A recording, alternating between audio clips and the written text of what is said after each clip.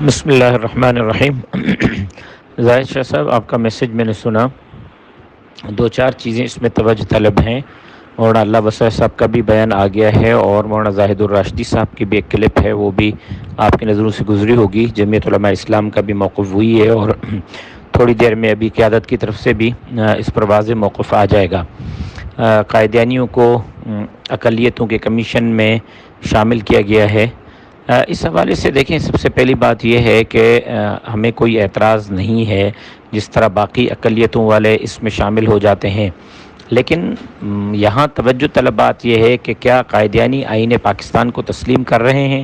کیا قائدیانی اس فیصلے کو تسلیم کر رہے ہیں؟ کیا قائدیانی اپنے آپ کو اقلیت تسلیم کر رہے ہیں؟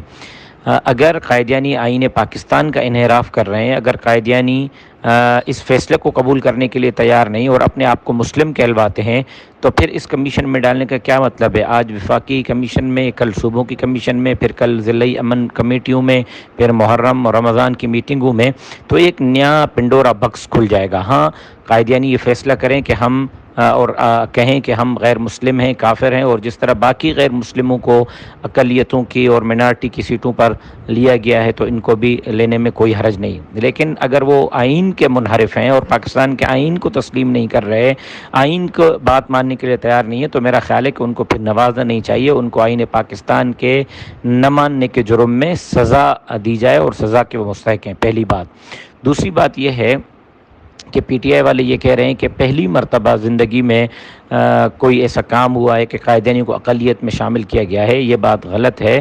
جناب ذوالفقار علی بھٹو صاحب نے جب 73 کے آئین کا مسودہ پارلیمنٹ سے پاس ہو گیا تھا، تو اس کے بعد قائدیانیوں کے لیے قومی اسمبلی اور پنجاب اسمبلی میں اقلیتوں کی سیٹ مخصوص کی تھی، اور جس کو لینے سے قائدیانیوں نے انکار کیا تھا کہ آپ ہمیں کافر ڈکلیئر کر کے سیٹ دے رہے ہیں، ہم یہ پوزیشن لینے کے لیے تیار نہیں ہیں۔ اور تیسری بات جو سب سے اہم ہے وہ یہ ہے کہ یہ تو شروع دن سے منصوبہ ہے، ہم پہلے سے کہتے ہوئے آ رہے ہیں کہ عمران خان قائدیانی نواز گورنمنٹ ہے۔ عاطف میاں سے لے کر اور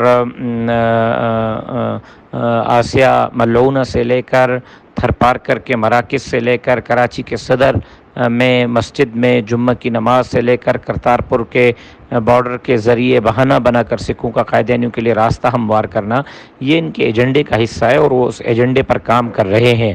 تو اس میں یہ چیز ایک واضح ہو جانی چاہیے کہ قائدیانی نواز حکومت ہمیں کسی صورت قبول نہیں ہے۔ ختم نبوت کے ہم محافظ ہیں اور محافظ رہیں گے۔ کسی کو لبادے میں اوڑھ کر قائدیانیوں کو اگر فیسلیٹیٹ کیا جائے گا تو ہم مزاحمت کریں گے، اور جمعیت علماء اسلام اس میں اپنا بھرپور کردار ادا کرے گی۔ اور ہاں، قائدیانی پاکستان کے آئین کو ماننے کی بات کریں اور اپنے آپ کو کافر کہیں تو بالکل کوئی حرج نہیں کہ ان کو کسی کمیشن میں لیا جائے۔